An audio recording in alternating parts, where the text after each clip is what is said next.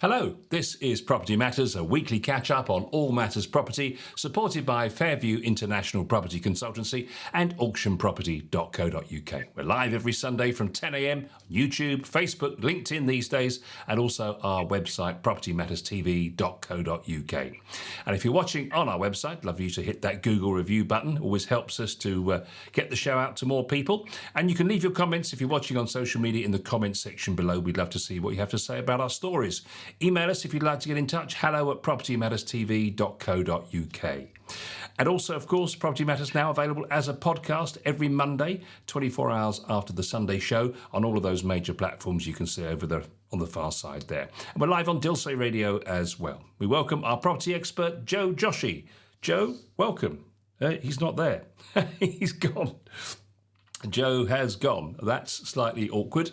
Let's just see if we can get Joe back. We got some interesting stories to talk about this week, not least, of course, landlords and rental properties. So we'll see if we can get Joe back. I know he's been having problems with power this morning on his phone. Let's just see if we can get him back onto the show. And we got some interesting stories this week to talk about, and I'll just sort of preface them with you, if you like, just while we wait for Joe to join us. Could be interesting. New research shows that there's been a 41% reduction excuse me, in the number of London properties available for private rent since the COVID-19 pandemic, amid warnings that turbulence and supply constraints in the private rental market has worsened near record levels of homelessness across the capital. The analysis, which represents the most comprehensive study yet published of London's private rental market and its relationship to homeless pressures, was undertaken jointly by the LSE and Savills and commissioned by a partnership led by the cross-party group London Councils. London's buy-to-let market is contracting as landlords exit the sector, which, coupled with the freeze to the local housing allowance, the LHA as it's known, and skyrocketing rents, is compounding the challenges faced by low-income households seeking affordable accommodation and by London boroughs working to prevent homelessness. So the London Councils and the report co-founders, Trust for London, Capital Letters and the London Housing Directors Group, say the research is the latest evidence of London's broken housing market and the need for urgent government action to address rising homelessness. So it's an interesting story, and of course one that we have talked about many times on Property Matters with Joe, the fact that of course there is less and less rental stock on the market. But I was interested to think about the fact that would this be a good opportunity, of course, for people to get into the buy-to-let market? If there's not enough properties out there at the moment for people to rent, then surely you would be able to be in a prime position to charge a really good market rent. So if you were able to, I suppose, be a cash buyer, then certainly there will be a great opportunity for you to get involved. But it seems that many landlords, presumably because of the interest rates and so on at the moment, are having to get out of their properties, and probably quite simply because there's just simpler ways of earning the money. So be interesting to talk to Joe about that when we can get Joe on board. I've just had a text from Joe, so let's just have a look and see if we can find out what Joe is saying. He wants me to send a link so he can use another phone. So bear with us. Shall we just see if we can sort that out for Joe? Shall we get him back on? Let's just see if I can send him a link. Right. This is. It always proves it's live, I suppose. Let's just send him an email with the link. He should have it, of course. But these things happen. These things happen. So let's just copy and paste that into there. And there's Joe's email. And let's just send it urgent. Actually, it's nice to have Bob sing on because Bob's just come in, and he's let's just add that up. So Bob said, "High rents are not sustainable.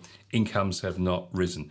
That's probably true. I mean, certainly one of the increasing inflationary pressures, of course, Bob, is the fact that actually wages have risen, but of course not in line with anything like what the prices of property have been going, and therefore rentals off the back of that. And if you're passing on those mortgage costs, those new margins that everyone's having to charge over the top of the high base rate, then it's very expensive.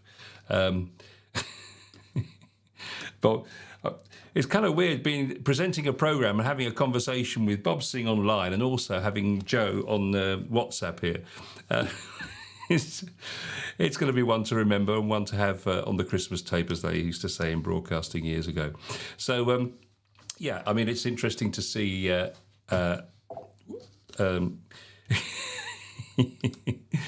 Bob said this is one way to get rid of him. Yeah, somebody went in last night and didn't charge the phone deliberately, so he wasn't here this morning. But here we are. He's on another phone, I suspect, now. Oh, goodness. Here we go. Live Property Matters.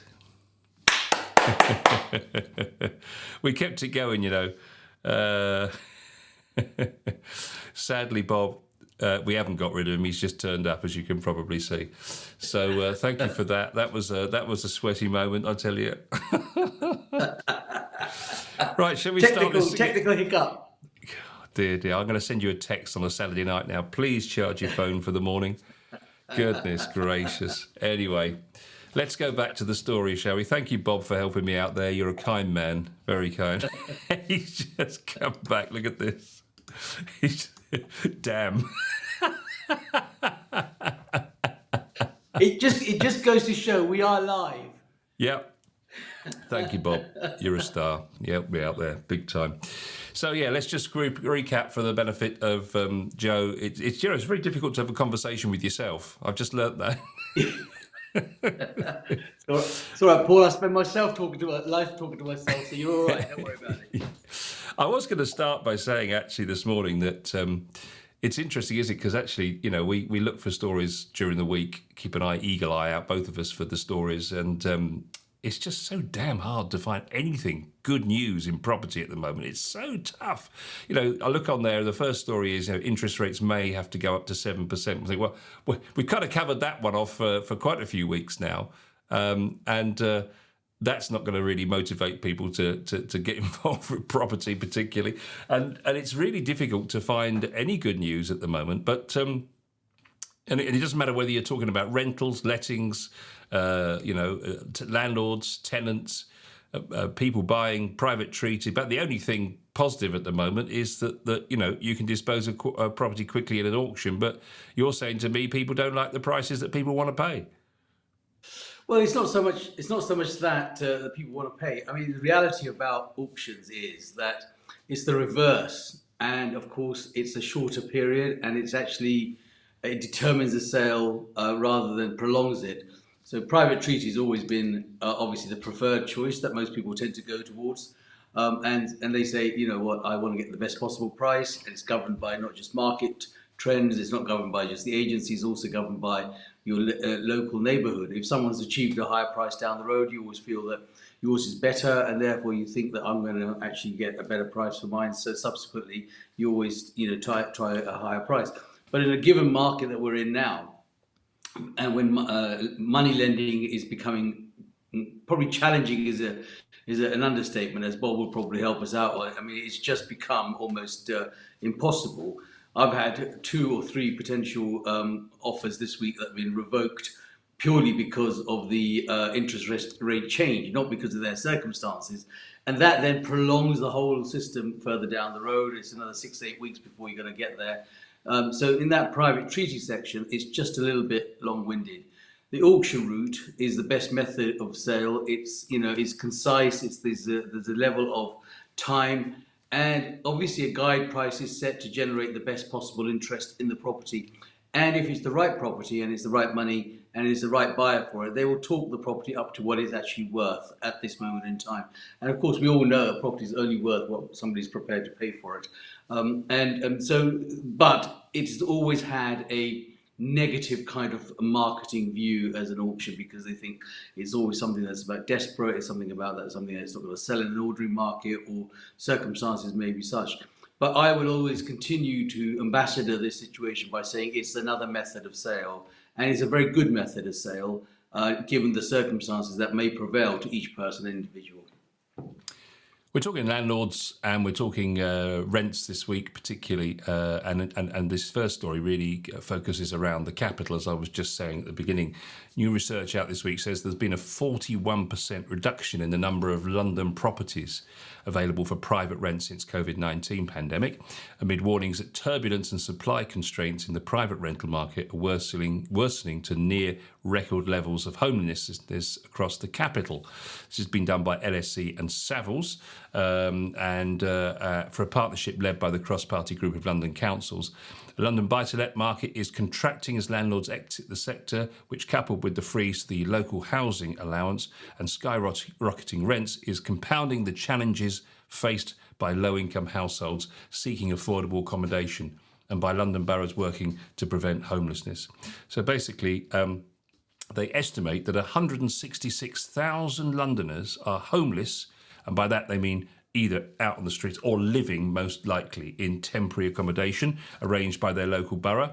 This figure is equivalent to the entire population of some London boroughs, or to the total number of residents of a city the size of either Blackburn or Oxford. So basically 166,000 people are living in temporary accommodation, and it's costing London boroughs 52 million each month. So it's a similar situation in some ways to the refugee situation. We're having to house the people, or the councils are having to house these people at the cost of £52 million just for London. It does seem extraordinary, doesn't it?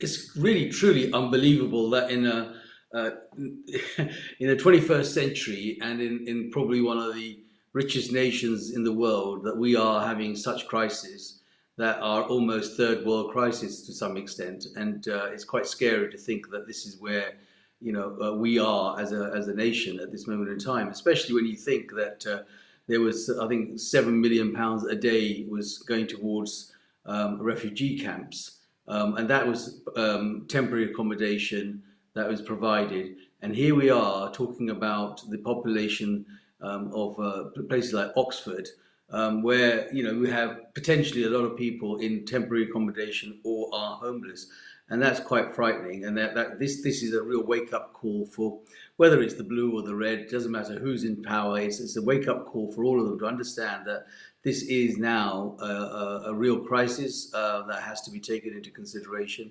and the cost of it is just accelerating beyond. I mean, I'm not really sure how many people are going to be able to continue to pay the rents that are currently being demanded, and forget about them on a private basis. I don't know how long the councils are going to be able to continue to pay those rents for them on their behalf.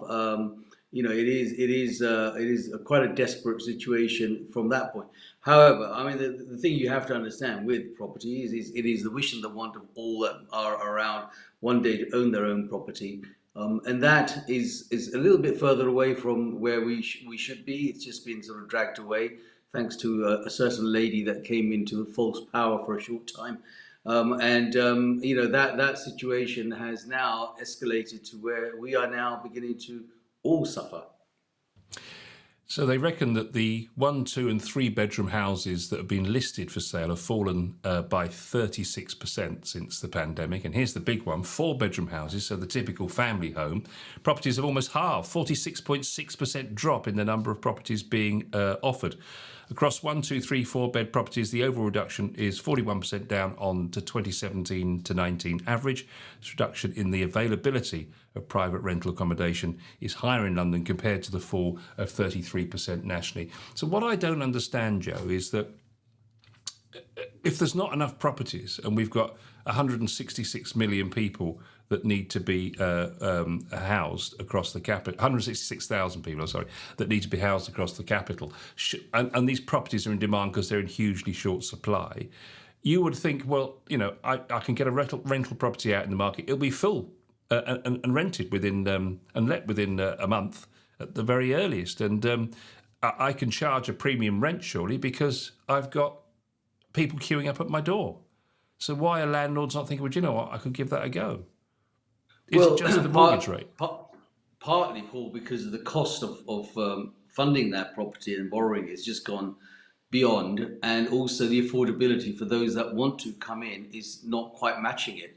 And when you think that whether it's the local council that's renting it or private individual, a 4-bedroom house on the average is now, wait for it, achieving somewhere between £3,500 to £4,000 a month. And so, if the borrowing has been a high, that borrowing has gone up to maybe £2,500 to £3,000 before they start looking at any of the other exits. It's just, and that's why it's not the case of they want to quickly. Some landlords just want to get out because it's just become too expensive for them to rent to these people, and the rentals are not achievable because at the end of the day, even if you're putting a family of 4 with a council, some councils are not prepared to pay what are the market rents. And of course, I think from some data, some councils haven't even upgraded their rents for the last 3 or 4 years, and the market has changed a lot. So if you're a homeowner and you've got a high percentage borrowing, then of course you can't afford to rent it out.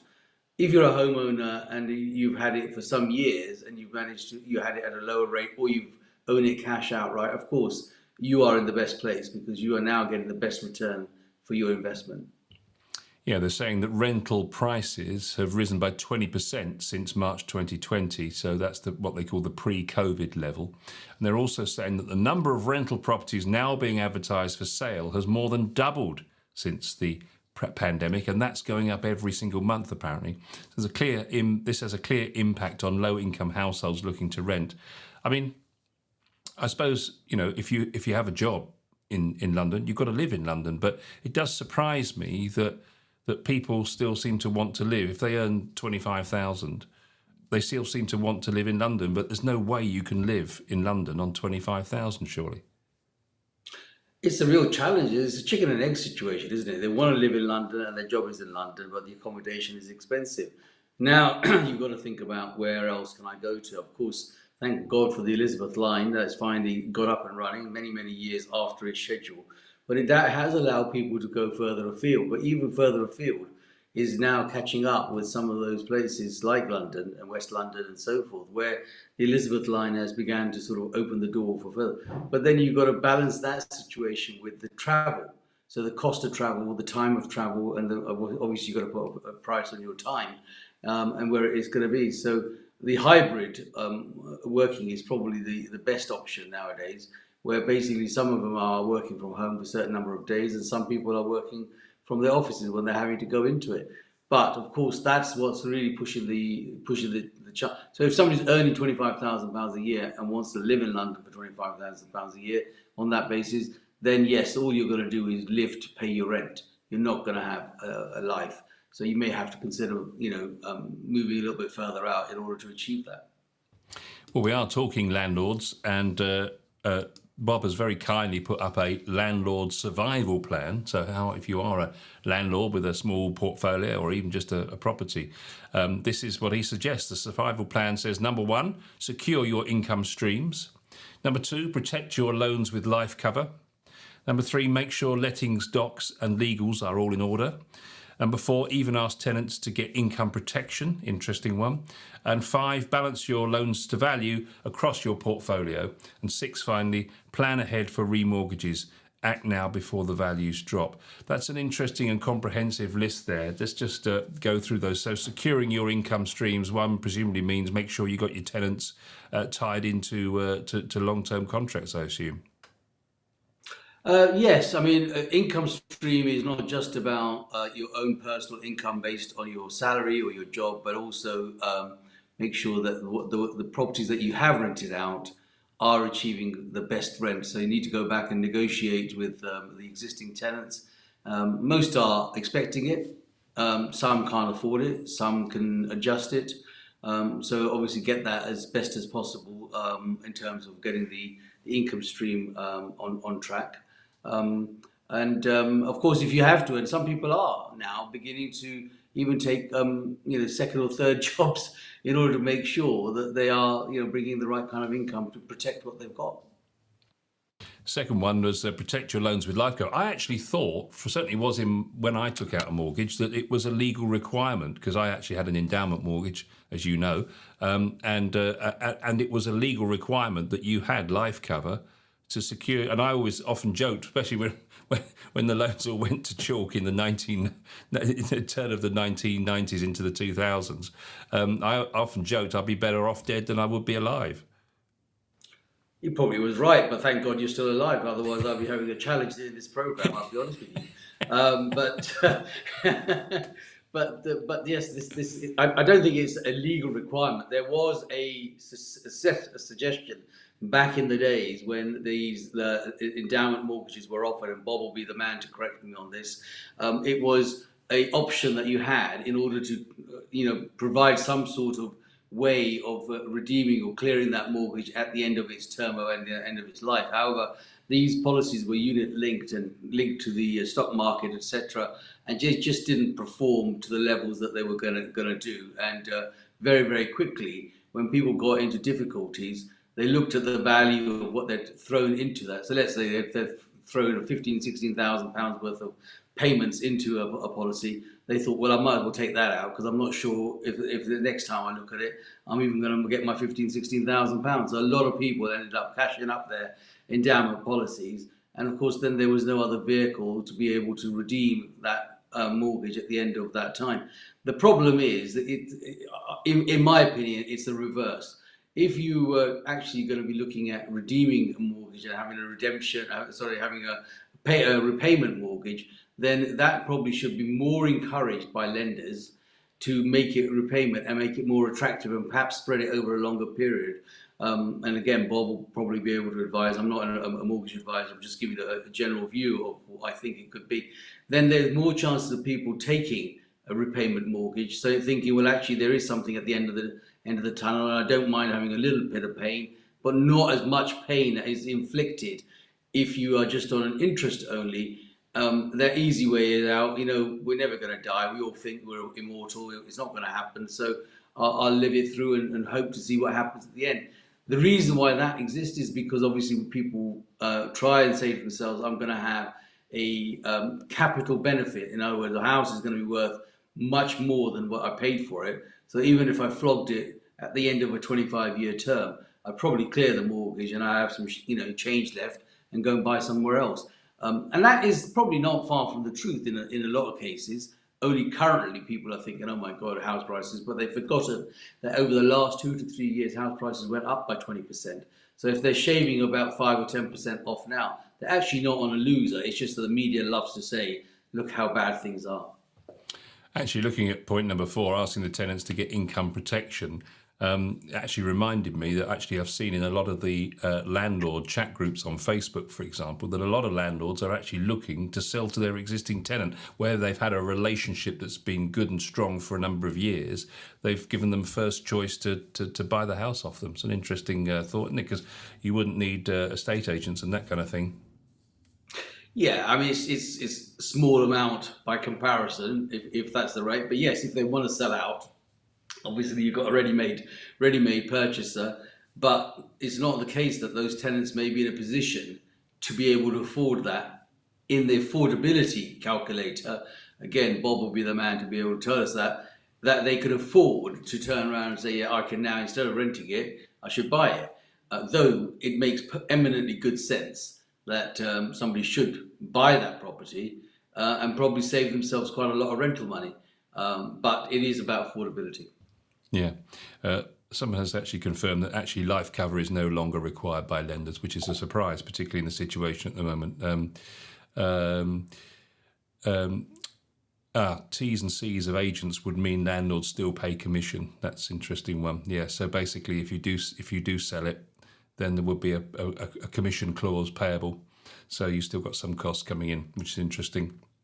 But I also saw this week, very interesting piece, I think it was in the Times actually, Joe, and it was talking about the fact that obviously with mortgage rates going up so dramatically, that actually there is an argument at the moment says, and this chap had actually done this, what he'd done was he'd taken money that he'd invested into shares, money that he'd invested into his pension, He took out the 25% maximum that you're allowed to take out now and basically paid down the mortgage because he realised that it was getting to the point where the savings weren't delivering and they actually could be saving on the interest by taking the money out and paying down the mortgage. What do you think about that? Well, it's great if you've got that kind of savings to be able to turn around and say I'm earning enough interest to pay down. But large, percentage of the people don't have such levels of savings and don't have such levels of issue. That's like 0.11% of the entire population that might have that facility, and yet somebody's picked that up and said that's a good idea. It's a great idea. But unfortunately, for the last God knows how many years, the rates have been so low for the savers. The chances of having such levels of savings and interest made on it is probably negligible, not even worth discussing. But the concept is a good idea. And I've always said constantly that basically there should be a system, a device, some sort of way of, those people that don't want to deal with leaky taps to be able to invest their money on a high return. And the government and whoever creates that situation would actually come out much better. And the housing market probably wouldn't have such volatility, because what happens is that first-time buyers don't get a chance all the time. Investors got money in their bank and thinking it's not actually giving me a return, so they go and buy a property that normally a first-time buyer may have bought, rent it out to the first-time buyer that would have liked to have buy it in the first place. And so now the government has changed the game altogether. And every investor wants to get out because they're now beginning to tax them and thinking, hang on a minute, these guys are making too much money here. Properties are going up too much and they're also getting too much rent. But they've shot themselves in the foot, because the private rental market is the market that's been actually shouldering and holding up the government, who have not been able to build any houses or as many houses in order to accommodate all these people that are currently in private or temporary accommodation.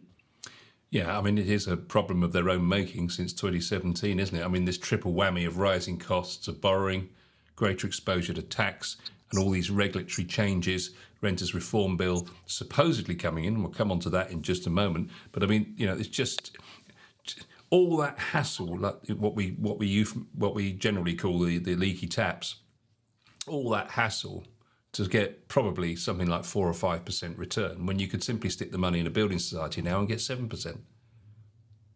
Yeah, I mean, it's just this is the reverse of what should have happened. In fact, they should have been offering the 5, 6, 7% to people that are a certain age. I don't know how many times I've said over on our programs that if at a certain age they gave that facility to people who then didn't need to get involved in leaky taps, who'd probably rather enjoy a cruise across the Mediterranean somewhere, not think about it, they would have so many more people that wouldn't do that. However, for some reason or another, that's something where the lights on and no one's at home. They haven't thought about that. And so what's going on is they just keep doing the same thing, pedaling the same bike. It's just going down the same road. Let's do this. Let's, hike the interest rates. Let's reduce the interest rates. Let's hike the stamp duty. Let's reduce the stamp duty. That's the yardstick that every successful government has used the housing market for. Yet they can change that. Another point that Bob makes, for those that are new to the programme today, perhaps better say that Bob Singh is our expert mortgage person from Chess Mortgages, who we have on the show every now and again, but Bob's, along with several others, including Guy, are very loyal viewers of the show as well, which we love. And he also comes in with some really good and useful, helpful advice at times like this, for example. So he said, what's happening at the moment for landlords, which is another whammy we'd forgotten to mention, was that surveyors are not assessing the rents high enough. They're being really cautious. So when a landlord's trying to demonstrate the fact that, there should be a significant market rent here in order to cover my costs and make it affordable, they're assessing the rents low just to be really, really cautious. And so with these new stress test loans, they can't reach the desired 75% loan to value. So just another way that they get kicked while they're down. Yeah, I mean, surveyors, in my opinion, are the umpires in our game of cricket. And so, if they've gone round there, turned around and done their valuation and decided that basically that's what it's worth, that's the rental market, the lender is totally and 100% reliant on that person. Now, that person may or may not even have the experience of that local area, but they've been chosen off a panel because they're qualified Royal Institute of Chartered Surveyors, do their due diligence, and they could be the one that turn around. There's absolutely no, whatever they call it, the camera or the Photoshop that we can actually make a difference on. This is purely done on the fact that, the surveyor is going around and say that, he doesn't think that the rental market is going to be getting the rent as much as we think it'd likely to get. And of course, that the value is what it should be. And most surveyors have got a mandate at the moment, both from their own companies and from the lenders, that they've got to consider a minimum of 10%, 10 to 12% margin of error. So if a house is worth £100,000, they're already saying it's worth £90,000 before you even start the operation. So, it is a challenging situation. This report says there are 301,000 people on waiting lists for social housing in London at the moment, but a number of these people that are commissioning this report are hopeful that the Renters Reform Bill will go some way in addressing this, which I find naive, I think, really. But the other thing I was going to say to you is I also read this week, I don't know if you saw this, but they're wondering whether, or observers are wondering whether the Renters Reform Bill is being gently kicked into touch at the moment, because obviously it's at its first reading and they've announced the government timetable for the next, I think, 18 months to the election. And there's nothing in that report that says that they're going to do a second reading to the Renters Reform Bill. So you would have expected, where the first reading was like a month or so ago, 6 weeks, whatever it was, that the next reading would be in this next autumn, sort of September to November time. But with the Queen's speech, the King's speech, the King's speech and various other things to get in there, there's no room for the Renters Reform Bill. And there's just this sneaky suspicion that actually it's been moved into touch. In all honesty, I've never really liked the Renters Reform Bill. I think it's a complete pile of pants. It's just Gove trying to go around the houses of maybe justifying his position where he is.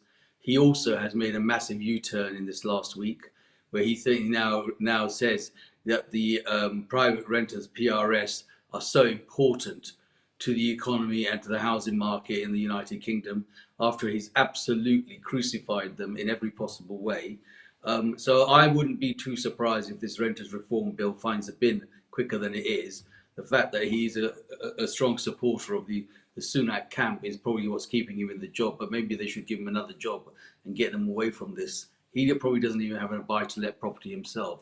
He's just not got a clue of what he's talking about, as far as I'm concerned. And this Renters Reform Bill doesn't make any sense. The Section 21 is actually causing more problems in the marketplace because of what he said and that he wants to reform. So many more people are now giving notice to tenants because they feel that once they get this renters reform in, all of a sudden their position is going to be weakened by this, and the tenants will have all this red tape to get through to try and justify and mediate and spend time, energy, and money, and before you know it, they could be not paying a rent, and they could be sitting in a property that is just no good for man or beast. So I wouldn't be too surprised, Paul, if this renters reform actually is kicked to touch sooner than you think, because there's a lot of people in the current state who just don't support it. Let's move on to a second story. I want to cover another story. I mean, it's on the same theme where, again, we're talking about lettings. And this was a really interesting piece that was slightly different to the usual bad news that we're receiving at the moment. Thousands of adverts for rental homes posted by lettings agents and private landlords state that children or pets are not welcome. This is new BBC analysis. There are no laws explicitly stopping this, of course, although that could change under the Renters Reform Bill, as we do know. The BBC article said a single mother of 3 told the news platform that she and her son had been sofa surfing while searching for a place to rent. Property Mark featured a piece saying that the government cap on deposits in England made landlords more wary of damage, specifically in relation to pets. The National Residential Landlords Association said it recognised how important pets were to many tenants, and that any bans on children reflected the actions of a minority of rogue landlords. Of course, the point they're making is that statistically, the people who are likely to be wanting to rent with children are disproportionately female, because often when a partnership splits up, the children stay with the mother. So therefore, she's more likely to have children. And they're saying it's not only discriminatory, but sexist as well. I hear that, and of course, yes. In most separations, kids end up with the mother.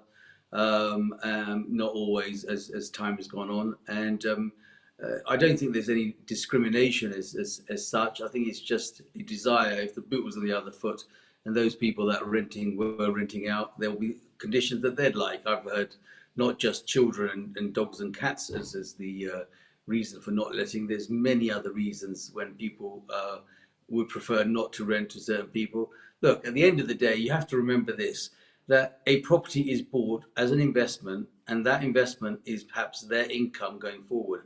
And you would, of course, naturally protect it the best way you can. If it means that you're going to have to make certain decisions that may not be palatable to other people, it's your property, it's the landlord's property, it's their right to a large extent to want to try. Of course, the media and the public will say something is discriminatory, something is not right, and why that would be. But the part of those reasons is about noise, about damaging, about perhaps not even having that experience, perhaps some children that may not be, children that are conforming to current society life.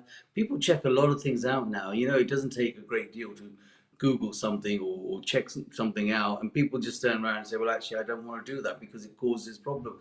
Just like they think that those are discriminatory, landlords also find out, the problems that some of those tenants may have had with previous people.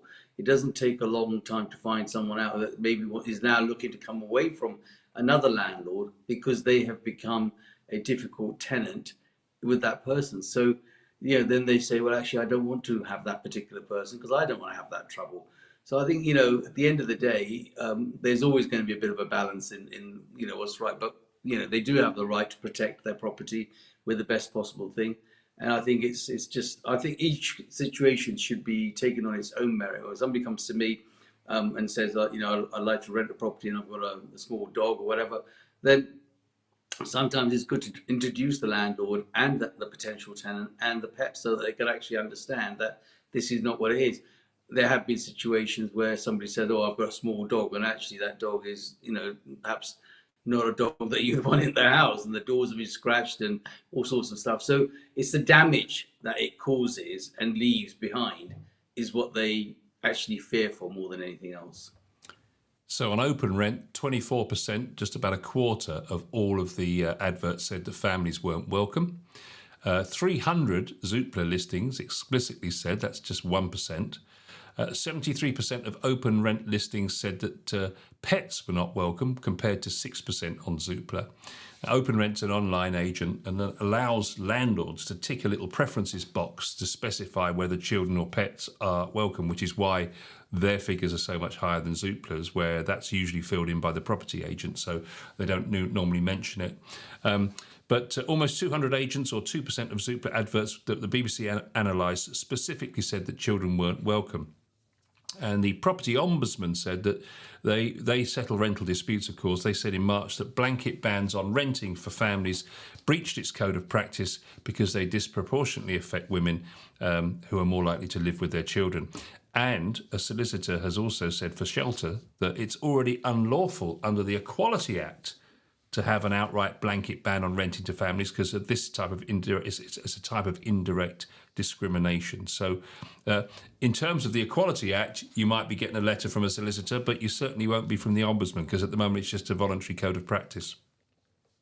Yes, and if you look at just those comments you made there, Open Reach is a portal that allows people to rent their property. Open Rent. Open Rent are a operative where people can go directly and look at the proportion of landlords actually stating what they would and wouldn't like. And Zoopla is a platform where agents are going to put the property on the market.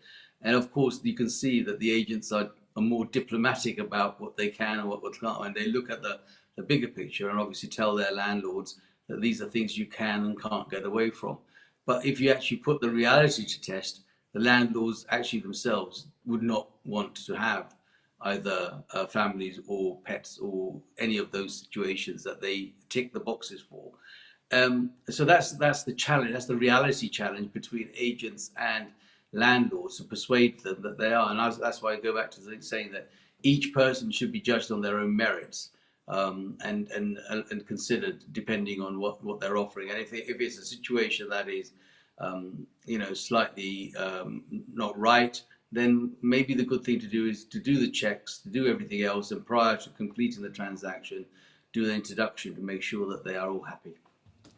It's just another example, isn't it, of why it's just easier to put the money these days in a building society and just get out of the hassle, isn't it? Well, I go back to that leaky tap syndrome, really. I mean, do you want to have all of this if the returns are not there? And that's why there's this exodus going on at the moment from the housing market, from the private rental market, where now the interest is better at the building society, who are giving you a good return on your investment.